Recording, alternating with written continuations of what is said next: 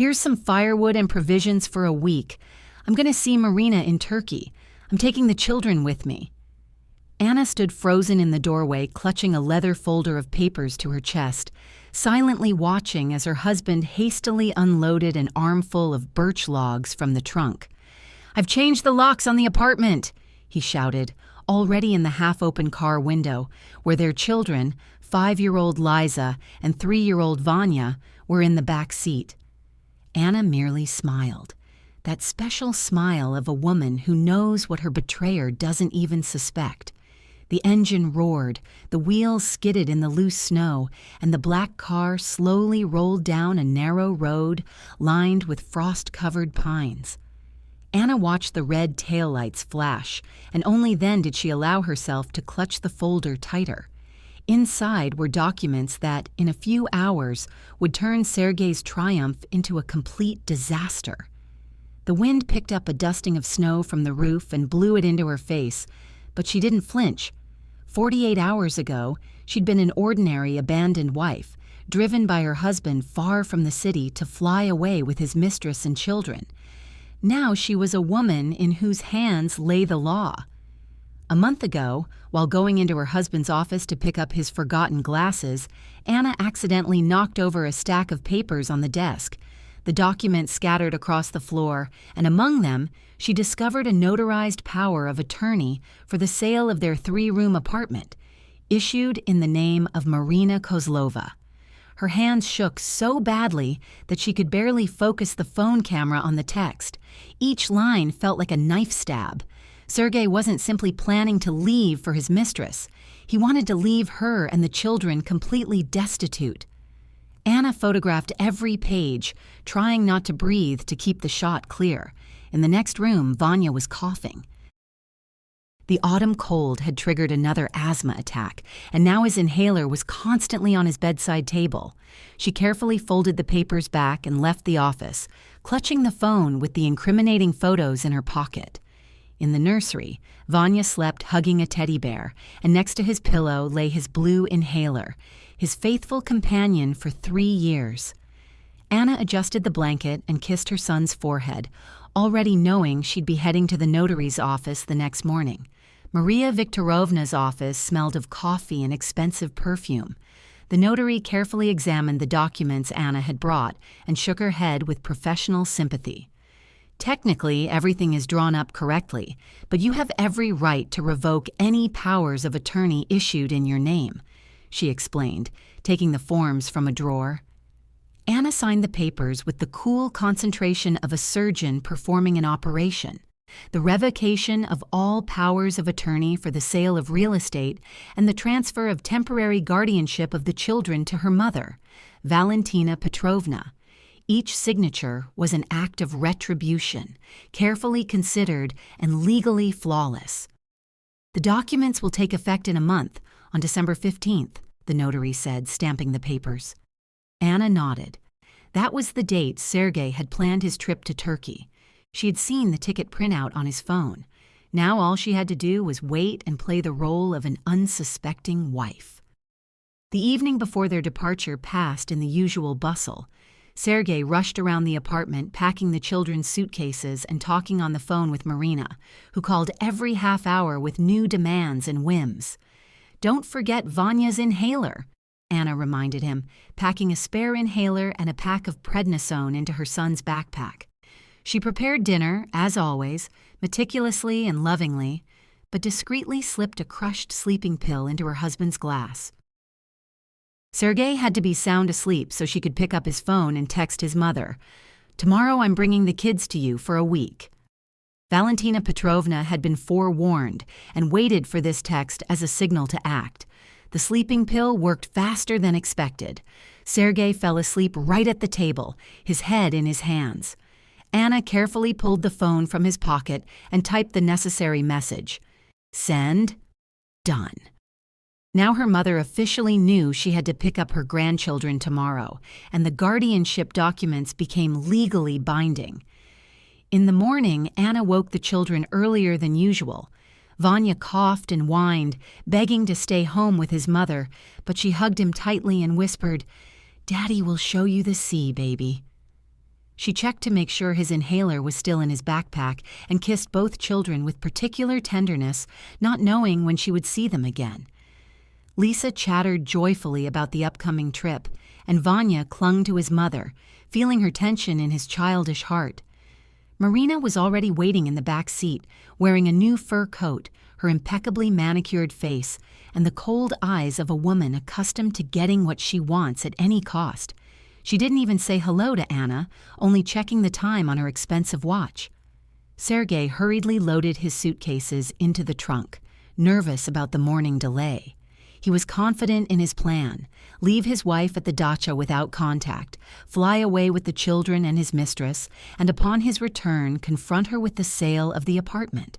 A simple and cruel calculation by a man who considered himself smarter than everyone else. Anna stood on the porch, waving as the car drove away. Copies of all her documents were tucked into a leather folder under her arm, her insurance policy and proof that sometimes betrayal backfires. Snow crunched underfoot as she returned to the house, and for the first time in a month, Anna allowed herself to smile genuinely. The check-in counter at Domodedovo Airport buzzed with passengers' voices and announcements in 3 languages. Sergei confidently handed the airline employee 4 passports, his own, Marina's, and the children's documents. Liza hovered nearby, gazing at the bright posters of Turkish resorts, while Vanya snuggled against his father's leg, still sleepy from his morning commute. The girl behind the counter carefully examined the documents, turning the pages and matching the photographs to their faces. Her brows slowly drew together, and Sergei felt the first twinge of anxiety. "Do you have a notarized permission from the mother to take the children abroad?" she asked, looking up. Marina nervously tapped her polished nails on the plastic counter surface. Her new fur coat was unbuttoned, revealing an expensive sea-green dress underneath. She was already mentally strolling along Turkish beaches. "What permission? I'm the father," Sergei said, confused. But the employee was already dialing security. Lisa began to whine, sensing the adult's tension. Vanya tugged at his father's jacket sleeve and whispered, "Daddy, I want to go to Mommy." Sergei mechanically stroked his son's head, never taking his eyes off the girl's face as she rapidly typed on the computer keyboard. 10 minutes later, they were ushered into the small office of the Border Service Shift Supervisor. A uniformed officer methodically checked the database, while official information popped up one after another on the computer monitor. Marina fidgeted in her chair and kept glancing at her watch. Their flight was scheduled to depart in an hour and a half. As of today, Valentina Petrovna Somov is the temporary guardian of minors, Elizaveta and Ivan Solovyov, the border guard read monotonously from the screen. Sergei felt the ground shift beneath his feet. He reflexively reached into his pocket for his phone, but it was empty. Anna had left the phone at the dacha. Marina jumped up from her chair and ran into the hallway, where she immediately approached the first passenger she saw. "Can I have your phone? Emergency." Her voice trembled with poorly concealed panic. The middle-aged man sympathetically handed her the phone, and Marina quickly dialed the number Sergei dictated to her in a trembling voice. Valentina Petrovna answered on the first ring, as if she'd been expecting it. "Anna did the right thing. I'll pick up the grandchildren right now." Her voice was calm and firm, like a judge's verdict. Sergei snatched the phone from Marina's hands and shouted something unintelligible into it, but his mother-in-law had already hung up. It was at that moment that Vanya began to choke. At first he simply coughed, but then the cough became a hacking, painful one. The boy clutched his throat with his tiny hands. His lips took on a bluish tint.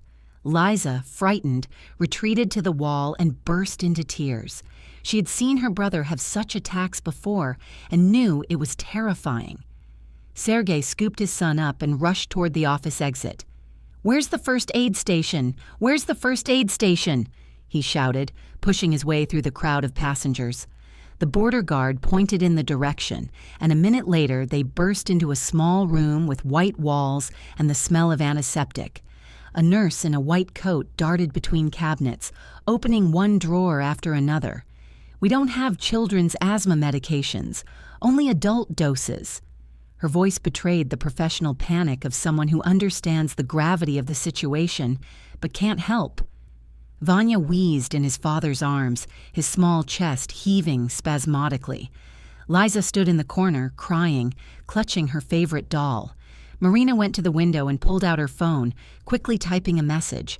Her face was tense, but not from worry for the child. She was dealing with her own problems while Sergei fought for his life. The ambulance arrived 8 minutes later, which seemed like an eternity. The paramedic, an elderly man with tired eyes, quickly examined Vanya and gave him an injection of prednisone. "Severe attack. Hospitalization required," he said, placing the boy on a stretcher. An oxygen mask covered half of the boy's face. Sergei sat next to his son in the ambulance, holding his hand. Liza climbed into his lap, sobbing softly. The paramedic monitored his pulse and blood pressure, periodically giving the driver short commands. "Hurry, his oxygen saturation is dropping. The attack is too severe. It could be cerebral edema." Sergei heard a fragment of the medic's conversation. The words hit him harder than any physical blow. He looked out the rear window and saw a yellow taxi pulling away from the airport in the opposite direction. Marina had disappeared, leaving them alone with the disaster. The car sped along the snow-covered highway. The flashing lights cut through the winter twilight with blue flashes. Vanya lay motionless, his chest rising and falling weakly beneath the oxygen mask. For the first time in months, Sergei prayed clumsily, desperately, promising all the saints anything in exchange for his son's life.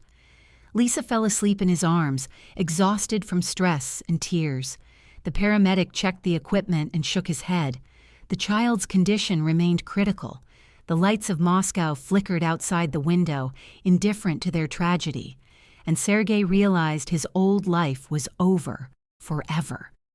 In his jacket pocket were the tickets to Turkey, now worthless pieces of paper. Marina had vanished along with his dreams of a new life, and Anna had proven smarter and more ruthless than he could have imagined. But none of that mattered now. All that mattered was Vanya, fighting for every breath behind a plastic mask. The children's hospital emergency room greeted them with the smell of bleach and the sounds of medical equipment. Doctors in white coats quickly transferred Vanya from the ambulance stretcher to a hospital gurney, constantly monitoring his condition. The boy lay motionless, an oxygen mask covering half his face and wires from the sensors running to a portable monitor. Sergei tried to follow the gurney, but a massive security guard blocked his path. "Medical personnel only. Wait in the hallway." His voice brooked no argument. Liza clung to her father's jacket, sobbing and repeating, "Vanechka! Vanechka!" The intensive care unit doors slammed shut, leaving them in the sterile silence of the hospital corridor. Valentina Petrovna's old Toyota pulled up in the parking lot in front of the main entrance. Anna got out of the car and walked quickly toward the entrance. Her face was pale but determined. She knew this moment was inevitable. A meeting with her husband, who was only now beginning to grasp the scale of what was happening. The intensive care unit corridor was long and narrow, lit by cold neon. Sergei stood against the wall, unshaven, wearing the rumpled shirt he'd put on that morning for his trip to Turkey. His fists were bloody. He pounded them against the wall, trying to vent his impotent rage and despair. When he saw Anna, something broke in his eyes. "What have you done? What have you done to our son?" he screamed, grabbing her by the shoulders. But the scream was less from anger than from horror at the fact that his own actions had led to this catastrophe. Anna stared at him silently, making no attempt to break free. Liza saw her mother and rushed to her, sobbing. "Mom, Vanya isn't breathing. Vanya, he's blue." The girl buried her face in her mother's coat, seeking shelter from the nightmare unfolding around her. Valentina Petrovna approached and silently hugged her granddaughter, leading her away from her screaming parents. The head of the intensive care unit was a man in his 50s with the tired eyes of a doctor who had seen too many childhood tragedies. He laid out X-rays and test results on the table, explaining the situation to the parents in dry professional language. Severe cerebral hypoxia, connected to a ventilator. Anna gripped the edge of the table so tightly that her knuckles turned white. Each word the doctor said struck like a hammer. Cerebral edema, oxygen deprivation, uncertain prognosis. We're not giving a prognosis yet. The next 24 hours will tell. The doctor collected the X-rays and looked at the parents with professional sympathy. Sergei pulled out his phone and tried calling Marina for the 100th time. The number was unavailable. She had turned off her phone immediately after getting into a taxi at the airport. He realized he was alone with his problems, without money, without support, with a dying son and a wife who hated him. There was an ATM in the hospital lobby, and Sergei decided to withdraw money for treatment. He inserted his card, entered his PIN, but the screen displayed a message: insufficient funds in the account. A second card showed the same result. A third. He called the bank, his hands shaking. The bank security operator was polite but unforgiving. This morning at 9:30, my trusted representative, Marina Kozlova, withdrew the entire available limit on your cards. The total amount was 840,000 rubles. Sergei sank onto a plastic chair next to the ATM, realizing that Marina had robbed him clean. He'd given her power of attorney to manage his bank accounts a month ago when she'd complained about problems with her own card. Back then, it seemed like a natural gesture from a man who trusted the woman he loved.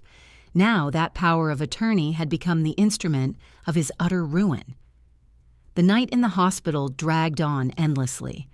Anna sat in the intensive care unit on a hard chair next to her son's crib. Vanya lay motionless, hooked up to a multitude of machines that monitored his every heartbeat, every artificial respiration. His small hand was cold in hers. The monitors beeped monotonously, showing weak brain activity. Doctors came in every hour, checked the machine readings, made notes in his chart, but their faces were expressionless. Anna didn't leave the bed, whispering something inaudible to her son, praying to a god she didn't believe in. Through the glass partition of the room, she saw Sergei. He was sitting on the hallway floor, his back against the wall, crying. Silently, the way grown men cry when their world collapses. Liza slept on his lap, covered with his jacket. Valentina Petrovna dozed on a bench nearby. By morning, Vanya's condition had stabilized, but the doctors still couldn't give a prognosis. Anna spent a sleepless night holding her son's hand and thinking about how her revenge had backfired on her. She wanted to teach her husband a lesson, to show him that it wasn't so easy to abandon his family and take the children, but the price of the lesson proved too high. Morning light was filtering through the hospital windows when the nurse on duty brought Anna a cup of tea. "Go wash up. I'll sit with the boy," she suggested sympathetically. But Anna shook her head. She couldn't leave Vanya's side even for a minute, afraid he'd leave while she was gone.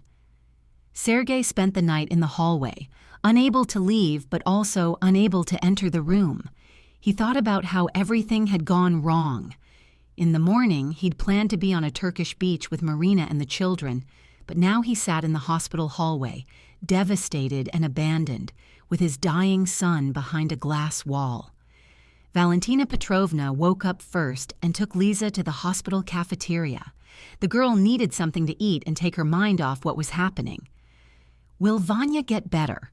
Lisa asked, chewing a sandwich. "He'll get better, my dear. He'll definitely get better," her grandmother replied, not believing her own words.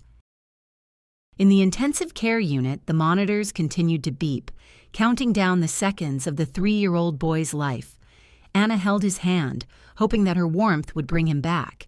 She thought she was ready to give everything, her revenge, her righteousness, her pride.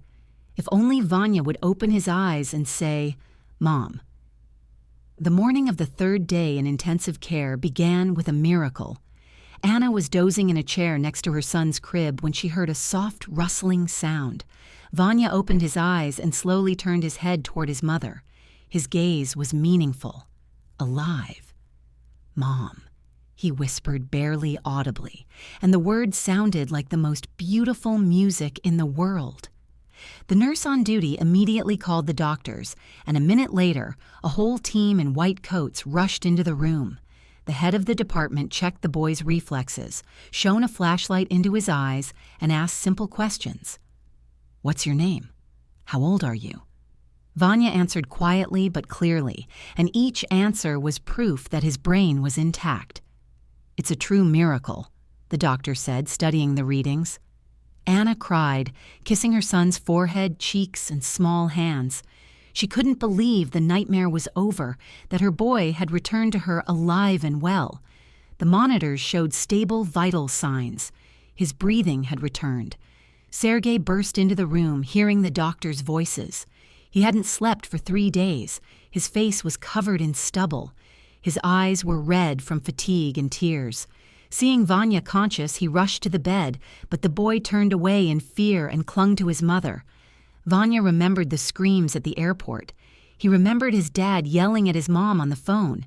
His childhood memory retained the fear and pain of that day when everything went wrong.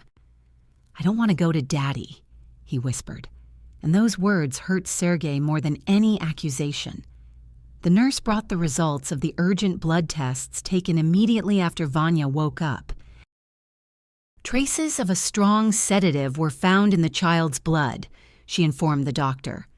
Anna turned pale, realizing what this meant. The sleeping pill she had slipped into Sergei's wine was the one he had given to the children before the trip. Sergei saw the horror in his wife's eyes and realized she'd guessed. "I wanted them to sleep peacefully on the road," he admitted quietly. "I gave them half a tablet of yours with water. I thought it was harmless." Anna covered her face with her hands. Her own sleeping pill had nearly killed her son. The doctor explained that sedatives for adults can cause a paradoxical reaction in children. Instead of sleep, they trigger nervous system agitation, which provokes asthma attacks. The combination of stress, the stuffy airport, and the medication created the perfect conditions for disaster. 2 days later, an investigator came to the hospital, a middle-aged man with piercing eyes and a tired face. He brought with him a thick folder filled with documents and photographs. "We have information about Marina Kozlova," he said, laying out CCTV images on the table. "Marina Kozlova is a pseudonym. Her real name is Elena Vorontsova. A professional fraudster, she is wanted by the federal government in 3 criminal cases." The investigator showed the photographs from the airport security cameras. A woman in a familiar fur coat was leaving with Sergei's suitcase while he fought for his son's life. Sergei looked at the pictures and couldn't believe it. The woman with whom he had planned a new life turned out to be a criminal. "Your wife unwittingly saved you from prison," the investigator continued. "Kozlova specializes in wealthy men with children. She hatched a plan to draw you into a dirty drug money scam." The investigator pulled another photo from the case file, a floor plan of Marina's apartment discovered during a search. Law enforcement officers broke down the door of her rented home and discovered a cache of fraudulent schemes, forged documents, photos of other men with children, and recorded phone conversations. On Marina's desk lay a detailed plan for an operation against the Solovyov family. They would sedate the children with a powerful drug during a trip, stage their abduction by their father, then blackmail the mother, demanding a ransom for their return, while simultaneously selling the apartment and transferring the funds to fictitious accounts. "She studied your family for 3 months," the investigator explained. "She knew about your son's illness, your family troubles, your financial situation. You became the perfect target. A successful businessman in the midst of a midlife crisis, willing to do anything for his young mistress." Sergei listened and felt the last vestige of his life crumble. The illusion that at least Marina loved him. It turned out that even that was a lie, a carefully orchestrated performance. He wasn't a man who had won the heart of a beautiful woman, but the victim of a professional con artist. Anna listened silently to the investigator's story, holding Vanya's hand. The boy could already sit up in bed and even play with the toys Lisa had brought. But every time Sergei entered the room, the child hid behind his mother. Trust had been shattered, and it was unknown whether it could be restored. Marina Kozlova was detained at Sheremetyevo Airport while attempting to fly to Dubai. The investigator reported the following day. The funds withdrawn from your accounts have been confiscated and will be returned after the investigation is completed. He handed Sergei the document initiating the criminal case and asked him to sign the interrogation report. Lisa was assembling her construction set next to her brother, happy that he could finally play. "Vanechka, look, I built a house for the teddy bear," she chirped. And the boy smiled, though he was still weak from his illness. This childish joy seemed the only bright spot in the broken family. When the investigator left, Sergei approached his son's bed. Vanya didn't turn away this time, but he didn't reach out to his father as before. "Forgive me, little one," Sergei whispered. But the boy remained silent. He didn't know what to say. His childish heart still remembered the pain and fear. Sergei knelt before his wife, ignoring the presence of the children and medical staff. "Forgive me, Anna. Forgive me for everything." His voice trembled, tears streaming down his unshaven cheeks. He understood that he had lost everything, his family, his money, his children's respect, and he alone was to blame. Anna silently stared out the window, where the December snow fell outside. She thought that her revenge had worked too well.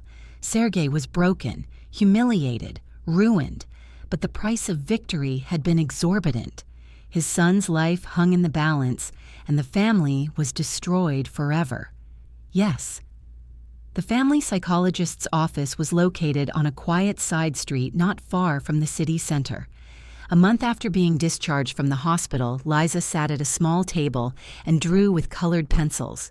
A family was appearing on the paper. Mom, Dad, and Vanya were holding hands. Everyone was smiling. "The children are recovering well," the psychologist said, watching the girl work. Sergei and Anna sat on opposite sides of the leather sofa. An invisible gulf yawned between them. He had aged in the past month. His hair was touched with gray. His eyes were filled with the weariness of someone who has realized the cost of his mistakes. Anna held herself upright, but her hands were tense. Her fingers gripped the handle of her purse so tightly that her knuckles were white. "Vanya still avoids physical contact with his father," the psychologist continued, leafing through the notes. "It's a normal defensive reaction after trauma. Trust is slowly restored, especially in children that age." The boy was playing with wooden blocks in the corner of the office, occasionally glancing at his parents. Liza looked up from her drawing and at the psychologist. "Why doesn't Daddy live with us? Vanechka asks when Daddy will be home." Her childish question hung in the air, and the adults didn't know how to answer. Anna turned to the window. Sergei clenched his fists. The psychologist gently explained to the girl that sometimes adults make decisions that change the life of the whole family. "But that doesn't mean Daddy has stopped loving you," she added, looking at Sergei. He nodded, not trusting his voice. Words of love sounded bitter when you yourself had destroyed what you loved. The Tverskoy District Court building greeted them with gray walls and the smell of office space. The divorce hearing was scheduled for 10 in the morning. Sergei arrived without a lawyer. He didn't intend to contest anything. In the courtroom, Valentina Petrovna sat with her grandchildren in the back row. Liza quietly played with a doll. Vanya dozed on his grandmother's lap. The judge, a middle-aged woman in a formal suit, read out the claims in a monotone voice. Alimony in the amount of 30% of income, division of jointly acquired property, determination of the children's place of residence with the mother, limited right to visit with the children under the supervision of guardianship authorities. "Defendant, do you have any objections to the claims?" the judge asked. Sergei stood up and said clearly, "I have no objections. I have earned this decision." His voice did not waver, but each word was labored. The courtroom was quiet except for the rustling of papers and the ticking of a wall clock. Anna sat at the table, staring straight ahead. She had achieved everything she wanted. Sergei was punished, humiliated, deprived of his family.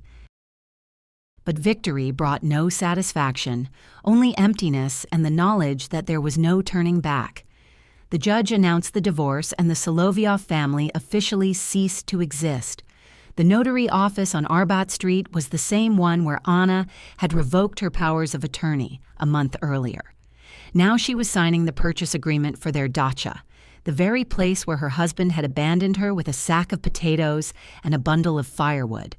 The buyer, a young couple, was transferring money into her account. The sum was enough for Vanya's treatment in a German clinic. "The documents are drawn up. The deal is complete," the notary said, placing the final stamp. Anna put the documents in her bag and went outside, where Sergei was waiting at the entrance. He had come to say goodbye to the children before their departure for Germany. Valentina Petrovna sat in the car with her grandchildren, unwilling to meet her former son-in-law. Sergei looked lost against the backdrop of the elegant Arbat shop windows. He rented a one-room apartment in a residential area and worked as a manager in a small firm. His business had collapsed, along with his reputation. "How are the children?" he asked as Anna approached. "Vanya's cough is almost gone. Liza's a good student," she replied dryly. He handed her an envelope of money, all he had managed to save for the month. "For Vanya's treatment." Anna took the envelope silently. It contained 15,000 rubles, a pittance compared to what Marina had stolen. But for him, it was the last money he had. Domodedovo Airport, the very place where their family had crumbled a month earlier. Now they stood in the departure lounge, preparing to leave for Munich. Vanya held a new inhaler, a German one, more advanced than the old one. Lisa clutched a backpack filled with toys and German language books to her chest. Sergei crouched down in front of his son. The boy didn't flinch this time, but he didn't rush into his arms like before. "I'll be good, and you be good, Dad," Vanya said quietly, the words sounding like both forgiveness and a sentence. Sergei hugged his son carefully, afraid to frighten the fragile trust. Lisa approached and handed her father a folded piece of paper. It was the same drawing from the psychologist's office, a family holding hands. "So you don't forget us," she said seriously. Sergei took the drawing with trembling hands and tucked it into the inside pocket of his jacket, close to his heart. Anna stood nearby watching the farewell. There was no hatred in her eyes, but there was no forgiveness either, only weariness and the understanding that some wounds never heal. She nodded to her ex-husband stiffly, formally, like an acquaintance with whom they no longer shared common ground. Valentina Petrovna took her grandchildren by the hands and led them to the boarding gate. Lisa turned and waved to her father. Vanya walked silently, inhaling intently through his new inhaler. Sergei remained standing by the large windows, watching the most precious people in his life depart. The Lufthansa plane slowly climbed over snow-covered Moscow. Anna looked out the window at the lights of the city, which was growing smaller. Below remained a broken family, revenge that turned tragic, and the harsh lesson that victory doesn't always bring happiness. Vanya slept on her shoulder, breathing evenly and calmly. German doctors promised new treatments that could cure his asthma forever. Lisa leafed through a colorful brochure from the Munich clinic, trying to decipher unfamiliar words. "Mom, will we ever go home?" she asked. Anna stroked her daughter's hair and looked out the window. Ahead lay a new life, without revenge or deception, without destructive hatred, only with the hope of her son's recovery and the opportunity to start anew. "We will find a new home," she whispered, and the plane carried them away toward an unknown future.